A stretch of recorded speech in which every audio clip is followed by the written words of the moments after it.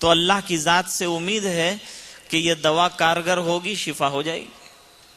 پرہیز تو کرنا پڑتا ہے۔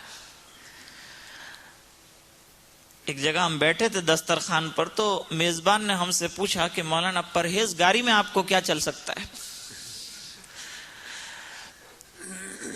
تو پرہیز بھی ضروری ہے دوائی کے ساتھ ساتھ۔ ایک طرف آدمی دوائی بھی استعمال کرتا جائے، دوسری طرف ڈاکٹر نے جن چیزوں سے روکا اس سے رکتا بھی نہیں ہے، تو کیا نتیجہ ہوگا؟ دوائی اثر تو کرے گی لیکن اتنی جلدی اثر نہیں کرے گی، ایفیکٹ اس کی ہوگی لیکن دیر سے۔ تو یہ دو چیزیں بتائی۔ ہمارے یہاں ایک حکیم صاحب تھے، انہوں نے ایک مریض سے کہا کہ چاول جو ہے اس پر سخت ریسٹرکشن رکھا ہے میں نے تمہارے لیے، چاول اور رائس جو ہے اس سے بھی بچیے اور آئس سے بھی بچیے، یہ دونوں چیزیں تمہارے لیے اچھی نہیں ہیں۔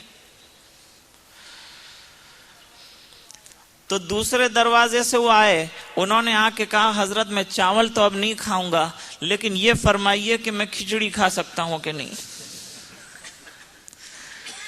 تو اگر آدمی پرہیز نہ کرے تو بغیر پرہیز کے دوائی جو ہے اثر تو کرتی ہے لیکن دیر سے۔ یہ بات ابھی ذرا دور رکھیے کہ اثر میں مؤثر جو ہے وہ اللہ کی ذات ہے، کوئی دوا جب تک اللہ نہ چاہے وہاں تک اس میں اثر پیدا نہیں ہوتا۔ لیکن ضمنی طور پر یہ قاعدہ بھی اپنی جگہ تسلیم شدہ ہے کہ دوائی بھی چاہیے، اس کے ساتھ ساتھ پرہیز بھی چاہیے۔ اسی طریقے سے یہ تقوی جو ہے اسی احتیاط اور پرہیز کا نام ہے۔ ایک آدمی نے نماز پڑھ لی، نماز تو عبادت ہے، عبادت کر لی، لیکن شیطان اس کھوج میں لگا ہوا ہے، اس جستجو میں لگا ہوا ہے کہ یہ ثواب جو اس نے کما لیا ہے اتنا سب، اس کو کسی طرح سے لوٹ لینا چاہیے، گھر پہنچے اس سے پہلے اس کو ختم کر دینا چاہیے۔ تو وہ مسجد کے باہر سے یہ محنت شروع کرتا ہے، کہیں آدمی کو غیبت میں لگا دے گا، کہیں بری بات کے اندر لگا دے گا، کہیں کینہ کپٹ کی بات میں لگا دیا۔ نتیجہ یہ ہوتا ہے کہ بہت کچھ کمایا تھا لیکن گھر پہنچنے سے پہلے ختم ہو گیا۔ اس وجہ سے ایک طرف اعمال صالحہ کرنا تو دوسری طرف یہ بھی خیال رکھنا انتہائی ضروری ہے کہ بھائی ہمارا جو ثواب حاصل ہوا ہے یہ کہیں ضائع نہ ہو جائے اور لٹ نہ جائے۔ اسی وجہ سے آج کے ہمارے حافظ صاحب نے اور حضرت مفتی صاحب نے جو تراویح میں پارہ سنایا، اس میں یہ بھی ایک آیت کریمہ آئی، حافظوا علی الصلوات والصلاۃ الوسطی وقوموا للہ قانتین۔ نمازوں کا تو اہتمام کرنا ہی کرنا ہے، لیکن یوں فرمایا کہ خاص طور سے عصر کی جو نماز ہے اس کا بھی بڑا خیال جو ہے رکھنا چاہیے، اور اس کے ساتھ ساتھ حافظو کا لفظ استعمال فرما، حفاظت کرو سب نمازوں کی۔ تو نمازوں کی حفاظت کیا ہے؟ فرمایا نمازوں کی حفاظت یہ ہے کہ وقت پر ادا کی جائے اور ریگولر ادا کی جائے، تمام آداب کا خیال بھی رکھا جائے، اور اس کے ساتھ ساتھ یوں فرمایا کہ نماز پڑھنے کے بعد اس کی حفاظت یہ ہے کہ اس کو گناہ والی زندگی سے بچایا جائے تاکہ اس کا اجر جو ہے روز محشر ہمیں نظر آئے۔ یہی حال جو ہے وہ روزے کا بھی ہے۔ تو روزے میں یوں فرمایا کہ جب 30 دنوں تک آدمی جائز چیزوں سے بچے گا تو اس کے لیے باقی زندگی کے اندر ناجائز چیزوں سے بچنا اللہ تعالیٰ آسان کر دیں گے۔ مشائخ نے لکھا کہ جب آدمی رزق حلال کی جستجو اور تلاش میں حرام کے دروازوں کو چھوڑتا ہے تو اللہ تعالی حلال میں اس کو پہلے سے زیادہ وسیع رزق عطا فرماتے ہیں.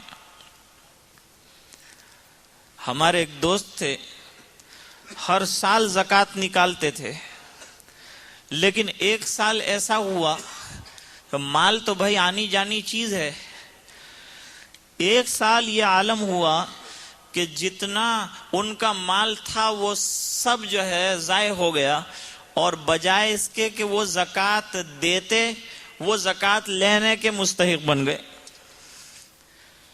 حالات آتے ہیں. جب فسادات ہوئے تھے 92 میں، تو اس وقت مسلمانوں نے جو پریشان حال لوگ تھے ان کو لا کے کیمپس کے اندر رکھا تھا، اور ان کو فوڈ وغیرہ پرووائڈ کرتے تھے، سب چیزیں دیتے تھے. تو جوان لوگ اور جو ینگ ہیں وہاں وہ محنت کر رہے تھے اس پر. تو جب انہوں نے کھانے کی پلیٹ ایک ضعیف اور بوڑھے آدمی کے سامنے رکھی تو وہ رو پڑا. پوچھا کہ بھائی کیوں روتے ہو، کیا وجہ ہے رونے کی؟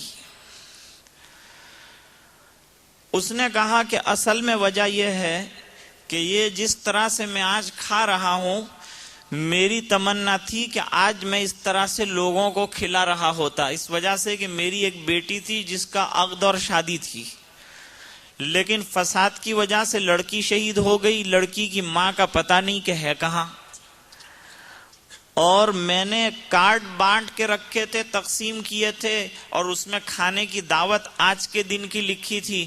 تو میری امید یہ تھی کہ آج آئیں گے 1000 آدمی میرے یہاں کھانا کھائیں گے، لیکن یہ کس کو معلوم تھا کہ میں خود نان شبینہ کا محتاج بن کر یہاں اس طرح سے کھاؤں گا. یہ حالات جو ہیں اصل میں انسان کے لیے بڑے عبرت کے اس میں اسباق ہوتے ہیں، ان سے سبق حاصل کرنا چاہیے. حضرت شیخ الحدیث رحمت اللہ علیہ کے یہاں ایک صاحب آیا کرتے تھے. انہوں نے بزرگ کا واقعہ ذکر کیا کہ وہ بزرگ کے یہاں ایک بڑے میاں ہمیشہ آیا کرتے تھے. اللہ والے سے وابستہ رہنا یہ بھی بڑی بات ہے نا. تو وہ وابستہ رہے، اور ان کی زبان پر ہمیشہ ایک جملہ آتا تھا، اللہ کے فضل و کرم سے. یہ جملہ ہمیشہ وہ بولتے تھے، ان کا تکیہ کلام تھا یہ، اللہ کے فضل و کرم سے. تو ایک دن وہ آئے، انہوں نے آ کے کہا کہ آج تو حضرت اللہ کے فضل و کرم سے بڑا غضب ہوا ہے. چونکہ وہ تو ان کا تکیہ کلام تھا. تو حضرت بہت چونکے کہ یہ کیا جملہ اس نے استعمال کیا. پوچھا کیا ہوا، تو انہوں نے پھر کہا کہ اللہ کے فضل و کرم سے میرے یہاں رات کو چور آئے تھے. اب وہ جو بیچ میں جملہ بولتے تھے وہ تو ان کا تکیہ کلام تھا، یعنی جب تک وہ یہ بول نہ لیں وہاں تک ان کا جملہ جو ہے وہ انکمپلیٹ رہتا تھا، اور جب بولتے تھے تبھی کوئی گفتگو کر پاتے تھے. تو حضرت نے پوچھا کہ پھر کیا ہوا؟ کہ صبح تک انہوں نے کھٹکھٹ کی، لیکن میری کپ بورڈ کو وہ توڑ ہی نہیں سکے، اور اللہ کے فضل و کرم سے صبح واپس چلے گئے.